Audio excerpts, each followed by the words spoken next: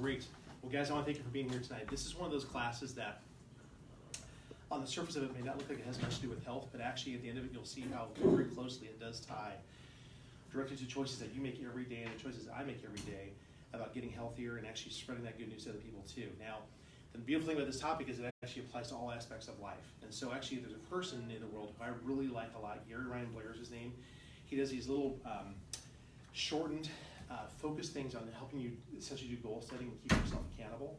And it actually is something every day that you do towards that. So in other words, he sets you up to win like a few other things I've actually seen. And so I've done it before. And the next thing in my life that I'm really getting serious about tackling, that I need some guidance that way, I'm actually going to do it again because it is an amazing program. And so this whole talk I kind of have gleaned from his work. It's 15 strategies for staying focused. Now you figure in a 30-minute talk, does it mean I'm going to cover 2 per minute? No, we're going to actually go through some of them really fast. In reality, I'll be posing the question and some of these things, and you're going to provide the answer because I can't provide the answer for you. What I can tell you is that the thing we're going to be covering will actually be something you'll see the application right away, but I don't know your life like you do. That's the thing, you're the expert on you. And so when we pose a question about things that we actually need to say no to or actually make better decisions on, you'll be able to answer those questions and do just fine for yourself. But I really want to hear your victories too. So tonight when we leave, there's going to be kind of a moment we bring it all to home, and we're going to actually talk about what you've kind of arrived at as your one big thing you're going to focus on, the big tuna, so to speak, and we're going to talk about how your success is going in that area, all right? So it's called the 100-Day Challenge. If you ever go online to look for the 100-Day Challenge from Gary Ryan Blair, you can actually see his work there. It's very, very good. He's written a couple books even too. So I want to pose these questions. I'm posing them as hypotheticals, but I'm guessing every one of us has experienced these in one form or another, okay? First question is this: have you ever had a chance to actually think about something in your life you want to do? It's a very lofty goal. It's the best clear and best of intentions, but you said maybe yes to the wrong thing or to maybe too many things, right? Has it ever happened to you? Overcommitted? It does happen to us, doesn't it, right? There's times of the year, especially the holidays and transition times when actually that's very easy to do. Have you ever had things where it seems like the requests in your time just keep coming and coming and coming? If any of you here, have you ever taken the Gallup Strengths Test? Okay. Brenda's talked about it in some of the classes she's done. It's a fantastic way to actually understand how God wired you up. There are some people actually have a strength called responsibility. What that means is they actually see every work project that they're doing on it has their initials on it. So if that's in your top 5, there's a good chance you take every project very seriously, and guess what? Your coworkers recognize that. And organizations have a way of finding those people and actually coming to them again and say, you're doing so well with so many things. Could you do one more thing for us? And because they like to take that on, guess what they say? They say yes. And they're there till 10 o'clock at night, and their family's wondering where you're going to come home kind of thing, okay? Have you ever had maybe energy-draining obligations, things you said yes to that you regret later because you just know that was just not my thing or something that I'm not really necessarily committed to, but I said yes just because I thought I should, right? And then lastly, have you ever had a bad relationship pull you off course? Maybe somebody I've actually heard several stories in probably the last year of people actually went into relationships knowing they weren't good for them, but they thought they were kind of their project, they could actually help them around. And as a result, they actually got pulled into their mess, right? So this does happen. And it doesn't mean that we can't love people, but it does mean that we have to say, maybe draw some boundaries for those things too. The common denominator is this. The person was a yes person, right? Now this in the corporate culture says, that guy's such a yes man, he'll tell the boss anything, right? He just for me, yes, yes, yes. And then, sadly, half the things don't get done. But we actually going to talk tonight about becoming a no person. The solution is learning how to say no when it's appropriate.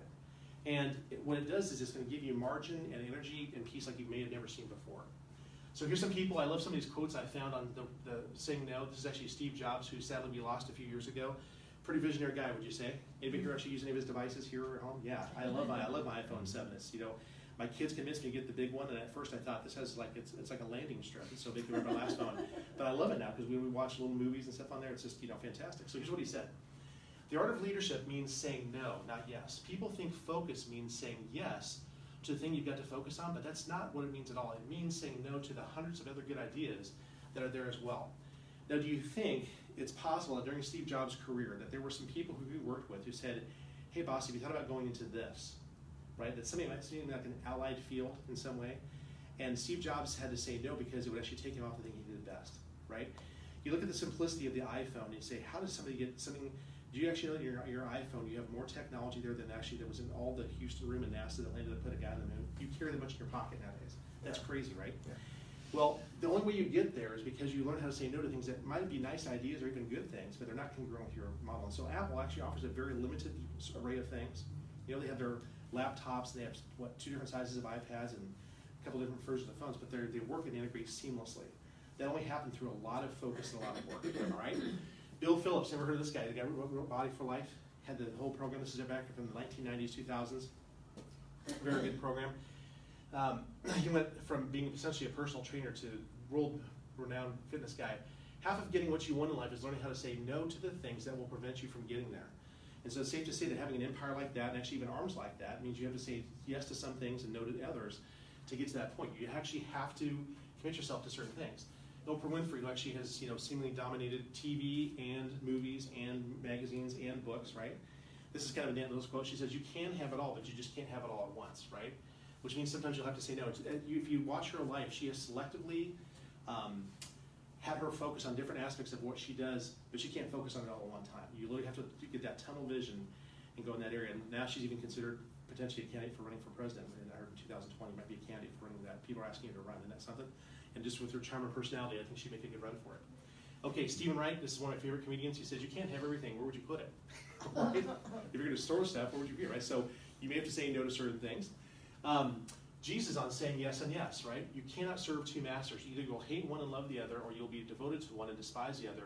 You cannot serve both God and money. And this is one of those things. I actually heard a quote recently that said that nobody's a true atheist. Everybody's going to serve something or someone, right? That means you choose your master very carefully. And money is actually a bad master. If you can't serve both God and money, one's going to take precedence in your life for sure. What no is not, guys, is just go through and define what this is. First of all, it's not a dirty word. Now, who in their house actually remembers being as a little kid when your parents asked you to do something and you said no, right? The 2-year-old toddler who's starting to learn their independence and assert their authority a little bit. And the parents said, oh, they actually took the soap and put it in their mouth, right? So you get this impression this is a bad thing to say, right? So it's not a bad thing to learn to obey your parents, but it certainly should not be one of those words that we actually punish people for saying in the right context. And certainly, no, we think of it as being negative because it's the opposite of yes. But actually, when you think about it, so for example, if you walk into an establishment that says, no shirt, no shoes, no service, does that give you a little bit of peace of mind? That maybe people are going to come in, unkempt and undressed, so to speak, right? And it can actually, people often think of it as being a selfish word too, like saying no to other people. But honestly, guys, there's a reason why the airplanes, when they're actually giving the instructions when you're going up on a commercial flight, they tell you, who does the mom have to say no to get the oxygen mask on first before she can take care of her child? She has to say no to her child, right? They say put the mask on you first before helping anybody else, because if you try to do it on your own, pretty soon if that cabin pressure drops, you'll be of no value to help anybody around you. And this has actually been shown to be time and time again. We actually have learned that actually in some of the training I've done that when the Coast Guard goes out into a rescue situation, say a boat's capsized, do you know who the boat goes for first? Or excuse me, who the Coast Guard goes for first in the helicopter? Do you think it's based on gender or age? Who is it? Who do you know, Justin? You know? I don't know. The Coast Guard goes for those who are making the effort to swim towards them first. They've shown time and time again, if you go for the person who's just struggling and barely keeping along, you don't go for the ones who are swimming towards you, you end up losing the whole group of them, sadly. So they're always going to go for the people who are swimming towards them first, which is a good rule for life, right? Think about those people who are swimming towards you with the most positive intention. Those who are swimming away, don't go chasing after them. Let them circle around and come back. Okay, what no is, it's 2 letters and 1 syllable, just matter-of-factly, right? It's extremely powerful, right? When you see the word no in front of anything, it catches your attention. And thirdly, it can be a tool for unleashing greatness if it's, once again, used properly. It's just like a tool or a gun. You have to use the word no judiciously and graciously in the right way. What the word no can be, something that provides clarity, okay? So, when somebody says, let there be no gossip mentioned among you, like in the Bible, for example, is that kind of comforting in a way? Like, the person's admonishing us to say, make sure that your speech is uplifting. Is it true? Is it right? Is it fitting for the moment? Number 2 would be, it can be a word of empowerment, right? If you think about, when you talk about your kids going off to school, are they sometimes offered opportunities that are not the best for them? Sure. Right? In school settings like this, you're on the playground and somebody actually maybe brought drugs to school, right?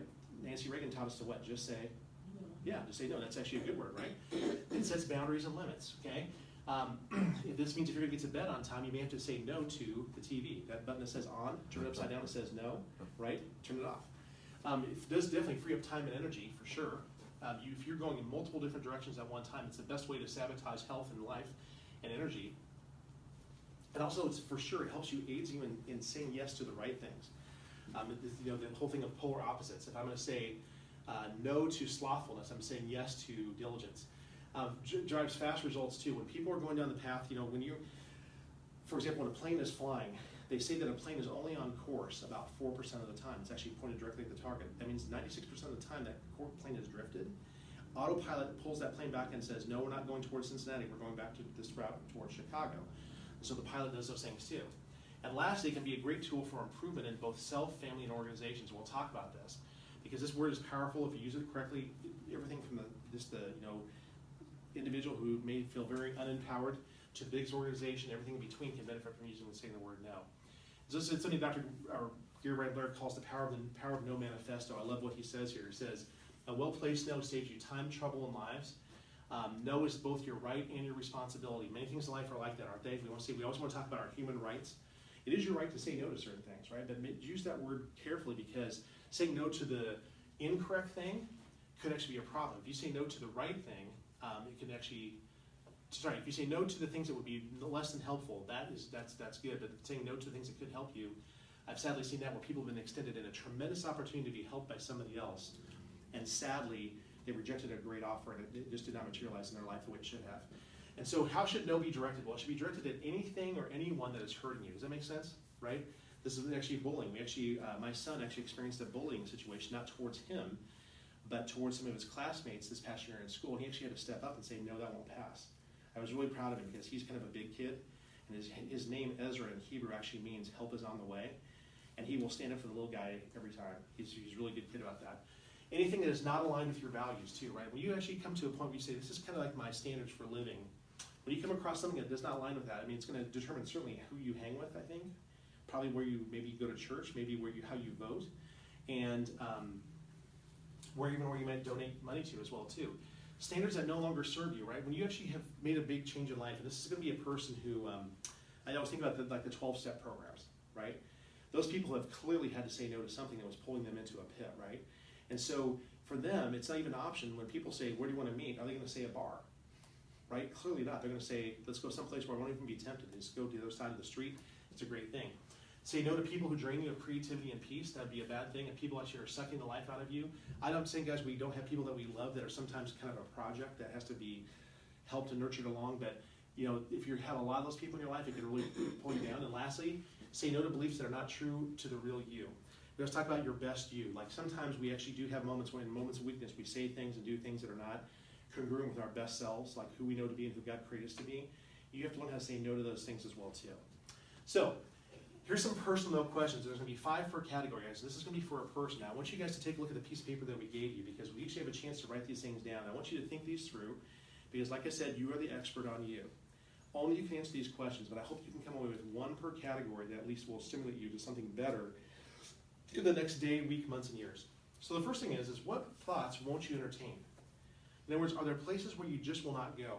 One of my favorite stories I heard about this actually is this guy who actually is into what's called neurolinguistic programming, where you actually learn how to say things that remind you of what's true and actually move you in a positive direction. And he actually said, you would hear this guy, if he ever said anything out of his mouth that was not true or not helpful, he would just say cancel. It was so weird. You just hear him say cancel right there. He'd start over again and you're like, oh, now I know what you're doing. You told us in advance, that's what I do. I catch myself in the middle of a lie or a half-truth, and I stop myself and say, cancel, that's not true. And so it's kind of cool, right? Number 2, what excuses will I not engage in? It's one of the saddest things when people kind of have their story. At some point, you either get it done or you don't, right? One of my mentors in life has actually said, when something does not get done, either you didn't know how to do it or you just chose not to, right? If you really want to do it bad enough, you'd probably find a way to do it.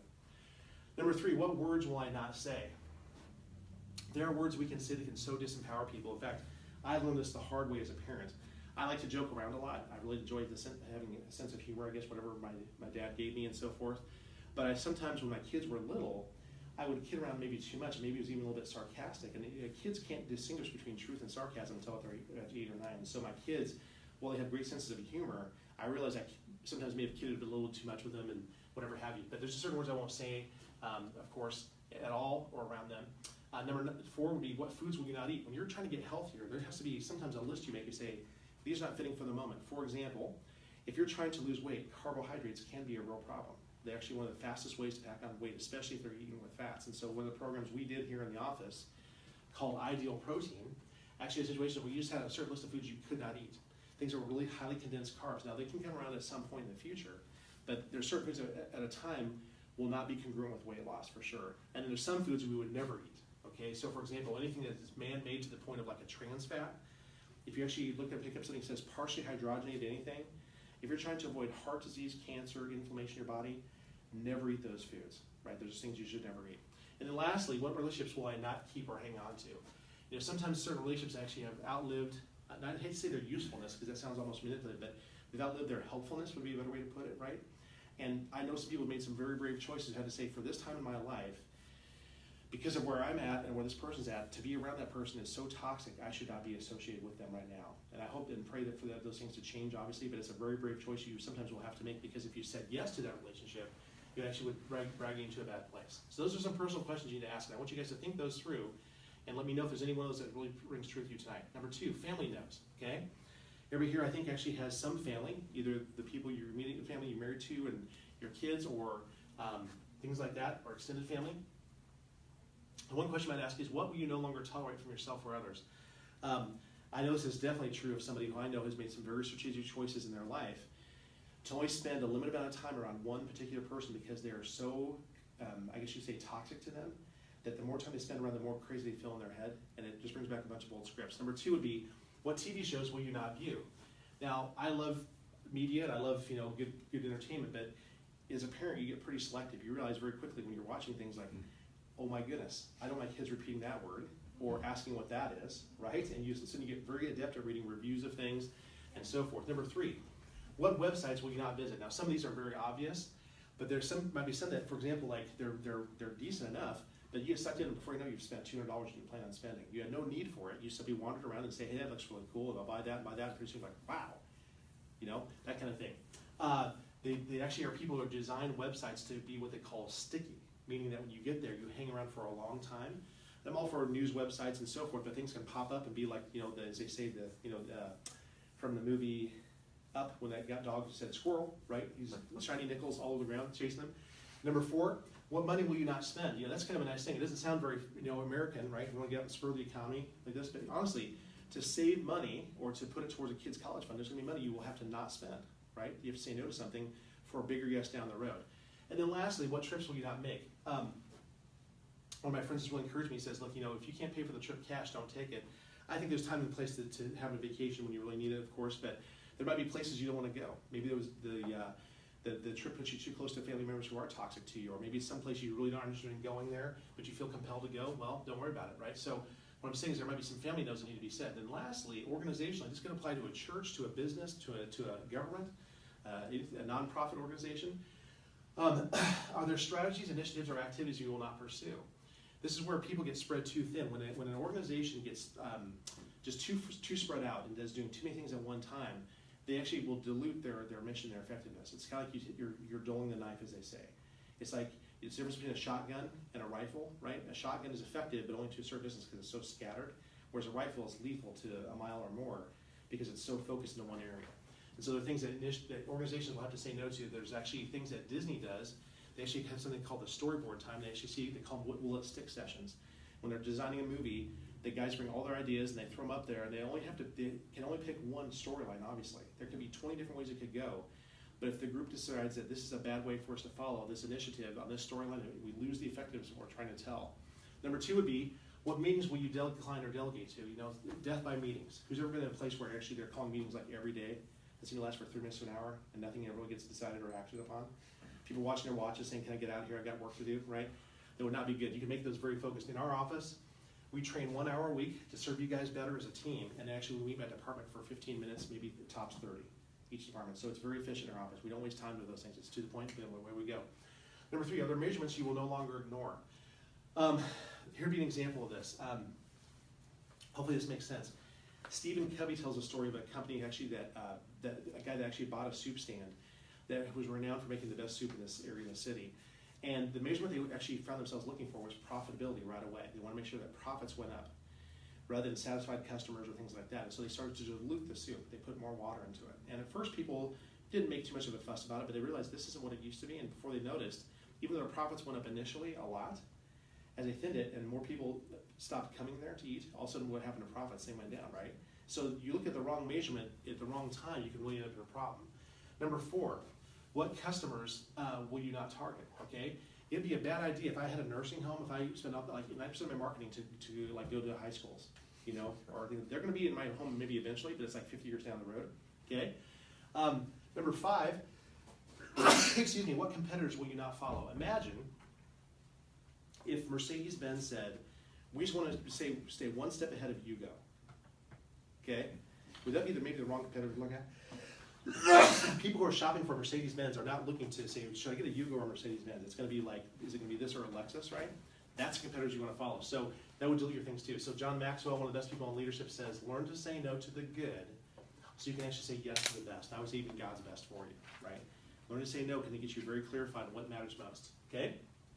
But that's where we start to bring it home, guys. Avoiding overwhelm, what we call the magic of one. You can only focus on one thing at a time. Try it, right? Try looking at 2 things intensively. You're focused at 2 things at one time. You can't do it. You're going to get too divided, right? Your eyes won't do that. What is the one thing you'll have to say no to for yourself, your family, and organization? So on those questions that I gave you, for that list there, I want you to take a little time right now. I'm going to give you about a minute. Think of one thing, one question to answer there that was something you know you need to say no to. I'm going to give you a minute. I'll watch the clock right here, okay? I'm going to hydrate myself.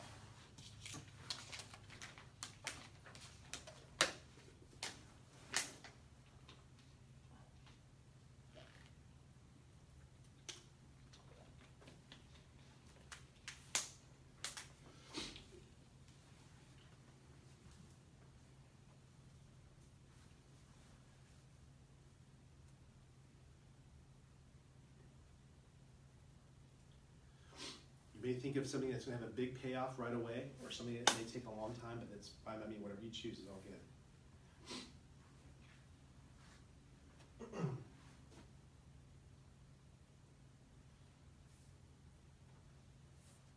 All right, that's a minute. So what I want you to do is I want you to get those one answer to each of those questions down, and then I want you to work on only one of those. And then I want to talk with you somewhere down the road and see how's that coming along, because what I think you'll find is victory in one area will have a success that will spill over to other ones as well down the road too. Proceed to the next one. Now, obviously, guys, this is implications for what we do in our office. This is where I start to look at what I do on a daily basis in my office and get to see both the successes and failures of people's health based upon the choices they made. Did they say no to the right things and yes to the right ones, right? So building good health and keeping it does require making choices. This little guy here, right, he's got a choice. He has a choice between 2 red things. I can guarantee you which one's going to taste nice and gushy and sweet and soft when he bites into it right away. And actually has the biggest payoff in the first minute or so, but an hour later, which one's going to leave you feeling more energized and healthier and things like this, right? If you're going to make a kidney, do you want to make it from red velvet cake or do you make it from an apple, right? This actually has everything God intended to have in there, water, fiber, nutrients and stuff. That's just, a lot of sugar. So you can have those, but they cannot be the main staple of your diet. They can be simply a vacation from how you normally eat. So choices involve saying no to some things and yes to others. And saying yes to unhealthy habits now means you're saying no to health and well-being later. Like if every time you actually said, I just think that if people actually, every time they went through the drive-through in a fast food restaurant, say, you know what, I'm basically asking for heart disease, cancer, and diverticulitis here. All said that you might just continue to drive right through instead of stopping and ordering something like that. You're saying yes to those things down the road by saying yes to the wrong things now, right? Okay. So let me give you a couple examples of actually how this plays in my life, because these are real questions I pose people. Do you guys remember the first day you came back to see your x-rays in our office? Remember that?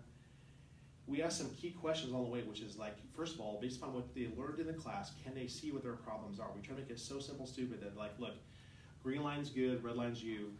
Where do you compare to that, right? And sometimes people they won't even say the word, they'll sort of say, oh.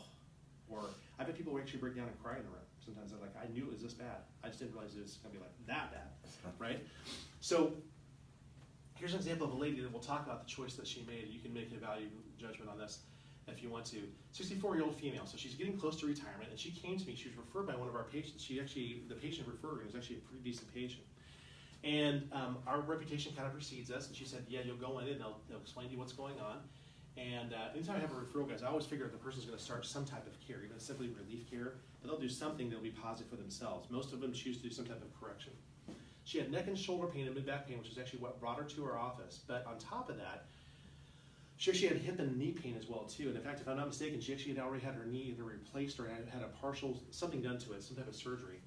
And then she also, on top of that, actually had digestive distress. And she's actually had prior surgeries now of right knee surgery, a perforated bowel, and actually having her gallbladder removed. So this is a person who actually has quite a medical history, right? Lots of things are falling apart, being taken out or replaced. And if you take a look at these guys, knowing what you know now about x-rays, Dustin, what would you say about this person's neck? That green line is normal, that normal semicircular curve that lets our head be balanced and support our spine and the spinal cord's not stretched. You look at her red line, what do you see going on there with that? Way too far forward. Yes. And what shape is it in? No curve. There's no curve at all. In fact, if you look at the bottom, it's actually going the wrong way. And my goodness, this poor lady. Looks like me. Yeah. Like mine. Well, That's worse than mine, right? it is, Daryl. Yeah. Significant decay here. Yeah, thankfully, Daryl, you intervened and got before you ever got like this. I mean, this is a horrific hit. And this is her mid back. So from her shoulders to her mid back here, this is a side view there. She's looking this way. There's a green line. Where is she? Did it explain to you why her head's so far forward? Because what it's sitting on is so far forward too. I think she actually worked at a desk, and so all that pressure on her spinal cord and nerves that talk to these organs, and then just the sheer weight of her rib cage on her abdomen has caused these organs to, I mean, this perforated valve, guys, I can tell you that's actually from this rib cage pushing on that valve from the top. It's like it's being pile driven every day in the office there. And I thought, you know, man, this lady, I hope she understands, she really doesn't have a whole lot of margin here. She's got to get started in this. Well, we talked about the whole thing, said, would you like to work on changing this? And she said, yeah, my desire to change this is like a, she actually, when a person has to think about the number that they're dedicated to, I know there's something less than a 10. If you're under like 10, I'm ready to go, doc. This person probably said something like a 5 or a 6. We got to the point of making it very practical. I said, can you make sure you can get here 3 times a week? Because to change a spine like this, it's going to take every bit of that, maybe even 4 times a week, but we'll say 3 times a week for sure. And this is actually where she ended up saying, She goes, actually, I don't think I can do that. I said, okay, let's go through your schedule. Let's see if we can work this out. Because I'm thinking it's just a matter of finding out the logistics of it. She says, well, I work these days late, and I work these days this. And I said, okay, so that day I work Monday. She says, oh, no, Mondays won't work. I said, but you get off at 5:30, right? She says, yeah, it won't work. I said, really? And she said, yeah, I have to watch The Voice live. I said, you like that show a lot, right? She I said, well, do you have DVR? I do. I said, can you record it and watch it when you get home after leaving the office? No, I have to watch it live. And so she actually let this condition go on unchecked simply because she couldn't let her TV program go, right? Wow. Now, I won't make a judgment on it here, but I will say this. The practical reality of this decision that she made is, at some point, she will probably have lots of time in a hospital bed to watch The Voice and other shows, too. She's laying there recovering from yet another surgery that she's actually had done to repair her body, right? And so it's sad when you see people kind of at that tipping point where, like, if we don't do something now, we're really in deep weeds, and they simply make a choice because something that's entertaining and shiny for the moment that doesn't necessarily build long-term goals that she has probably set for herself, that entertainment type of thing actually trumped good health, sadly, okay?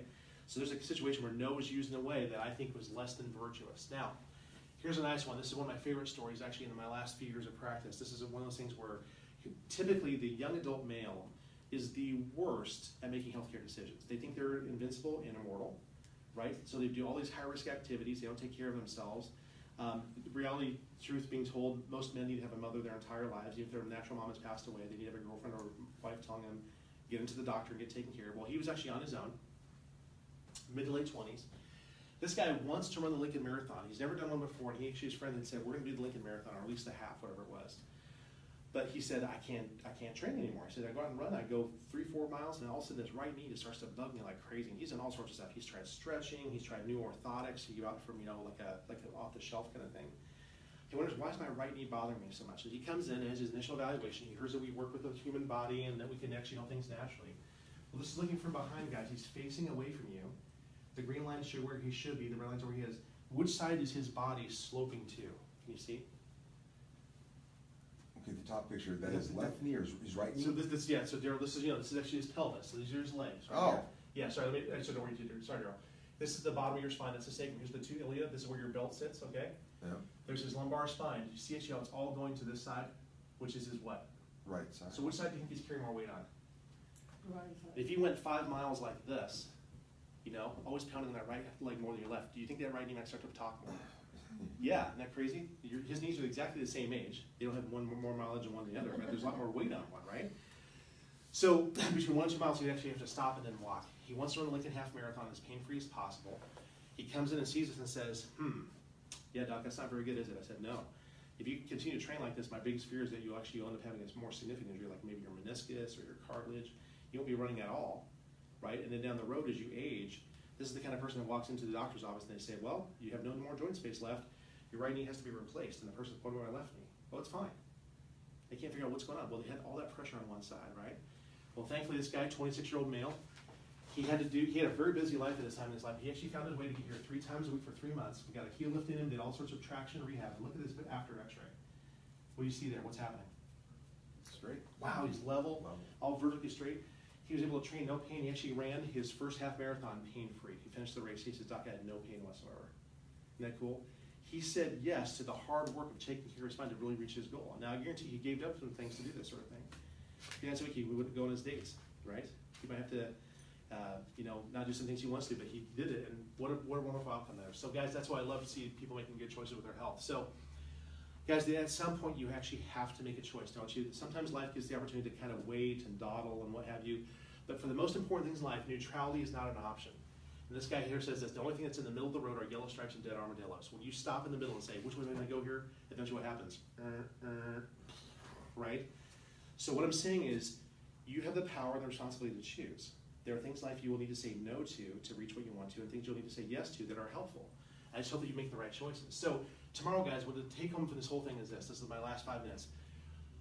What will be different tomorrow? For you, my question is, what have you said yes to that may be causing you some type of stress, sickness, or loss?